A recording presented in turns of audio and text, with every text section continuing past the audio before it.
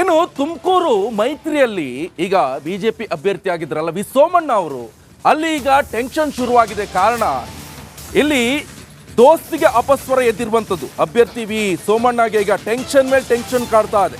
ಜಿಲ್ಲೆಯಲ್ಲಿ ಬಿಜೆಪಿ ಹಾಗೆ ಜೆಡಿಎಸ್ ಮೈತ್ರಿಗೆ ಅಪಸ್ವರ ಎದ್ದಿರುವಂಥದ್ದು. ಬಿಜೆಪಿ ವರಿಷ್ಠರ ಮಟ್ಟದಲ್ಲಿ ವಿ ಸೋಮಣ್ಣ ಅವರಿಗೆ ಓಕೆ, ಆದರೆ ಈ ಕೆಳಮಟ್ಟದಲ್ಲಿ ಆಗ್ತಿಲ್ವಾ ಹಾಗಾದ್ರೆ ಯಾವುದೇ ಹೊಂದಾಣಿಕೆ ಅನ್ನುವಂಥ ಪ್ರಶ್ನೆಯಲ್ಲಿ ಮಾಧುಸ್ವಾಮಿ ಬೇಸರ ಬೆನ್ನಲ್ಲೇ ಈಗ ದಳದಲ್ಲೂ ಕೂಡ ಭಿನ್ನಮತ ಸ್ಫೋಟಗೊಂಡಿದೆ. ಮೈತ್ರಿ ವಿರುದ್ಧ ಉಪ್ಪಾರ ಮುಖಂಡರು ಅಸಮಾಧಾನವನ್ನ ಹೊರಹಾಕ್ತಿದ್ದಾರೆ. ಇವತ್ತು ನಮ್ಮಲ್ಲಿ ಈ ಸೋಮಣ್ಣ ಬಂದು ಏನು ಒಂದು 15 ದಿವಸ ಇರ್ಬೋದು ಚುನಾವಣೆ ಪ್ರಚಾರಕ್ಕೆ ಬಂದು. 15 ದಿವಸ ಚಿಕ್ಕನಹಳ್ಳಿಗೆ 2 ಸತಿನ 3 ಸತಿನ ಭೇಟಿ ಕೊಟ್ಟಿದ್ದಾರೆ. ನಾನು ರಾಜ್ಯದಲ್ಲಿ ಉಪಾಧ್ಯಕ್ಷ ಆಗಿ ಒಬ್ಬ ಹಿಂದುಳಿದ ವರ್ಗ ನಾಯಕಮ್ಮನಿಗೆ ಬಂದಿಲ್ಲ. ಇವತ್ತಿನವರೆಗೂ ಇಷ್ಟು ದಿವಸ ಐತೆ, ಚುನಾವಣೆ ಐತೆ, ಒಬ್ಬರು ಒಂದೇ ಒಂದು ದಿವಸ ಬಂದು ನಾವು ಗೊಡೆಕೆರೆ ಬಂದರೆ, ಇದೇ ನನ್ನ ಗ್ರಾಮ ಗೊಡೆಕೆರೆ ಗ್ರಾಮನೇ. ನಾನು ಸಿದ್ದರಾಮೇಶ್ವರನ ಇಲ್ಲಿ ನಾವು ಭಾಳ ನಂಬ್ಕೊಂಡಿರೋದು. ಸಿದ್ದರಾಮೇಶ್ವರನ ಜಾತ್ರೆ ಆಗ್ಬೋದು, ಬಡವ್ರ ಬೊಗ್ರ ಇರ್ಬೋದು. ಲೋಕಸಭಾ ಚುನಾವಣೆ ಹತ್ತಿರ ಬರ್ತಾ ಇರುವಂಥದ್ದು. ಈ ನಿಟ್ಟಿನಲ್ಲಿ ಈಗ ಶಿವಮೊಗ್ಗದಲ್ಲಿ ರಂಗೇರಿದೆ ಈ ಚುನಾವಣೆಯ ಕಾವು. ಯಾವ ರೀತಿಯಾಗಿ ಅಂತ ಹೇಳಿದ್ರೆ ಫೈಟರ್ ವರ್ಸಸ್ ಟಕ್ಕರ್ ಎನ್ನುವಂಥ ನಿಟ್ಟಿನಲ್ಲಿ ಮಲೆನಾಡು ಜಿಲ್ಲೆಯಲ್ಲಿ ರಂಗೇರಿದ ಚುನಾವಣಾ ಕಾವು ಇದು. ಬಿಜೆಪಿ ಭದ್ರಕೋಟೆಯಲ್ಲಿ ಬಂಡಾಯ ವರ್ಸಸ್ ಟಕ್ಕರ್ ವಾರ್ ಶುರುವಾಗಿದೆ. ಪ್ರಧಾನಿ ಮೋದಿ ಭಾವಚಿತ್ರಕ್ಕೆ ನಾಯಕರ ಜಿದ್ದಾಜಿದ್ದಿ ಇದು. ಪ್ರಚಾರದಲ್ಲಿ ಮೋದಿ ಫೋಟೋಗೆ ಬಳಕೆ ಕುರಿತಂತೆ ಫೈಟ್ ಜೋರಾಗ್ತಾ ಇದೆ. ಬಿಜೆಪಿ ಅಭ್ಯರ್ಥಿ ವರ್ಸಸ್ ಬಂಡಾಯ ಅಭ್ಯರ್ಥಿ ನಡುವೆ ಜಿದ್ದಾಜಿದ್ದಿ.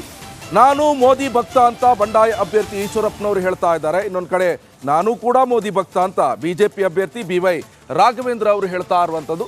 ನಿಟ್ಟಿನಲ್ಲಿ ಈಗ ಚುನಾವಣಾ ಕ್ಷಣ ರಂಗೇರ್ತಾ ಇರುವಂಥದ್ದು. ಒಂದು ಕಡೆ ಬಂಡಾಯ ಅಭ್ಯರ್ಥಿಯಾಗಿ ಪಕ್ಷೇತರವಾಗಿ ನಿಂತಿರುವಂಥ ಈಶ್ವರಪ್ಪನವರು ಮೋದಿ ಫೋಟೋವನ್ನು ಬಳಕೆ ಮಾಡಿರುವಂಥದ್ದು. ಈ ನಿಟ್ಟಿನಲ್ಲಿ ಬಿಜೆಪಿಯವರು ಕೂಡ ಇದರ ವಿರುದ್ಧ ಆಕ್ಷೇಪವನ್ನು ವ್ಯಕ್ತಪಡಿಸಿದ್ರು. ನಿನ್ನೆ ಇದೇ ವಿಚಾರಕ್ಕೆ ಸಂಬಂಧಪಟ್ಟಂತೆ ಈಶ್ವರಪ್ಪನವರು ಶಿವಮೊಗ್ಗ ಕೋರ್ಟ್ನಲ್ಲಿ ಕೇವೆಟ್ ಕೂಡ ತಂದಿದ್ರು.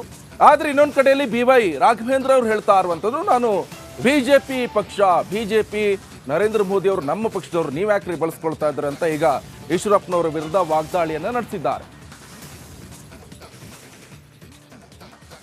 ಏನು ಮೋದಿ ಅವರ ಅಪ್ಪನ ಮನೆ ಆಸ್ತಿನ ಇಡೀ ವಿಶ್ವದ ನಾಯಕರಿ ಮೋದಿ, ವಿಶ್ವನಾಯಕ ಮೋದಿ. ಯಾರಪ್ಪನ ಮನೆ ಆಸ್ತಿ ಅಲ್ಲ ಮೋದಿನ ಅದಕ್ಕೋಸ್ಕರ ನಾನು ಹೃದಯದಲ್ಲಿ ಇಟ್ಕೊಂಡಿದ್ದೀನಿ. ಅವರು ಅಪ್ಪ ಮಗ ಯಾರು ಅವ್ರ ಹೃದಯದಲ್ಲಿ ಇಟ್ಕೊಂಡಿರೋ ಹೇಳಿ ಅವರು. ಅವ್ರೇನು ಹೇಳೋದು ಬೇಡ, ರಾಜ್ಯ ಜನಕ್ಕೆ ಗೊತ್ತು ಅವ್ರ ಹೃದಯದಲ್ಲಿ ಏನಿದೆ, ನನ್ನ ಹೃದಯದಲ್ಲಿ ಎಲ್ಲರಿಗೂ ಗೊತ್ತು. ಮೋದಿನ ಕೊಡಿದ್ರೂ ಮೋದಿ ಬಿಟ್ಟು ನಾವು ಯಾರೂ ಹೋಗಲ್ಲ. ಚುನಾವಣೆ ಗೆಲ್ತೀನಿ, ಮೋದಿ ಪ್ರಧಾನಮಂತ್ರಿ ಕೈ ಎತ್ತುತ್ತೀನಿ, ಇದ್ರಾಗೇನು ಅನುಮಾನ ಬೇಡ. ಗೊತ್ತಿಲ್ಲ ಯಾರ್ಯಾರು ಬರ್ತಾರೋ. ಈಗ ನೆನ್ನೆ ತನಕ ಏನಿತ್ತು, ಸಾರ್ ನಿಮಗೆ ಡೆಲ್ಲಿ ಕರೆಸ್ಬಿಡ್ತಾರೆ, ವಾಪಸ್ ತೆಗೆಸ್ಬಿಡ್ತಾರೆ, ನೀವು ಕನ್ಫರ್ಮ್ ಆದಮೇಲೆ ನಾವು ಬೀದಿ ಬಂದು ನಿಮ್ಮ ಪರವಾಗಿ ಹೋರಾಟಕ್ಕೆ ಮಾಡ್ತೀವಿ. ಹೌದು ತಾನೆ?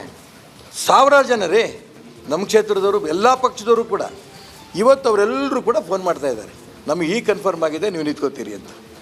ನಾಮಿನೇಷನ್ 12ನೇ ತಾರೀಕು ಹೆಂಗೆ ಬರ್ತಾರೆ ನೋಡುವಂತೀರಿ. ಯಾರು ಬರ್ತಾರೆ ಒಂದು ನಾವಂತೂ ನಾವು ಮಾಡಿದಂಥ ಅಭಿವೃದ್ಧಿ ಕೆಲಸ ನಾವ್ಯಾರೇನು ಅವರು ಉಪಯೋಗಿಸ್ಕೊಳ್ಳೋದು ಪ್ರಶ್ನೆ ಏನು ಮಾಡಿಲ್ಲ. ಆದರೆ ಹಿಂದುತ್ವವನ್ನು ವೈಯಕ್ತಿಕವಾಗಿ ಅನ್ಯಾಯ ಆಗಿದೆ ಅಂತೇಳಿ ಅದನ್ನು ದುರುಪಯೋಗ ಪಡಿಸ್ಕೊಳ್ಳೋಂಥ ಕೆಲಸವನ್ನು ಏನು ಮಾಡ್ತಾ ಇದ್ದಾರೆ, ಅದನ್ನು ಸಾರ್ವಜನಿಕರು ಪ್ರಶ್ನೆಯನ್ನು ಮಾಡ್ತಾ ಇದ್ದಾರೆ. ಒಂದು BJPಯ ಅಧಿಕೃತ ಅಭ್ಯರ್ಥಿ ನಾವು, ನಮ್ಮ NDA ನಾಯಕ ಮೋದಿಜಿಯವರು. ಅದು ನಾವು ಉಪಯೋಗಿಸ್ಕೊಳ್ಬೇಕೇ ಹೊರತು ಇನ್ನೊಬ್ಬರು ಉಪಯೋಗಿಸ್ಕೊಳ್ಳೋಕ್ಕೆ ಅವಕಾಶಗಳಿಲ್ಲ. ಆದರೆ ಅವರಿಗೆ ಹೀಗೆ ಯಾಕೋ ಅಡ್ವಾನ್ಸ್ ಆಗಿ ನಾಳೆ ಈ ಬಗ್ಗೆ ಹೆಚ್ಚಿನ ಡೀಟೇಲ್ಸ್ ಅನ್ನ ಕೊಡ್ತಾರೆ ನಮ್ಮ ಶಿವಮೊಗ್ಗ ಪ್ರತಿನಿಧಿ ಭೀಮನಾಯಕ್. ನೇರ ಸಂಪರ್ಕದಲ್ಲಿ ಜಾಯ್ನ್ ಆಗಿದ್ದಾರೆ. ಭೀಮನಾಯಕ್, ಇದೆಲ್ಲ ಒಂದ್ ಕಡೆ ಈಶ್ವರಪ್ಪನವರ ಡಬಲ್ ಸ್ಟ್ಯಾಂಡರ್ಡ್, ಇನ್ನೊಂದ್ ಕಡೆ ರಾಜಕೀಯ ಚುನಾವಣಾ ತಂತ್ರಗಾರಿಕೆನಾ ಅಂತ?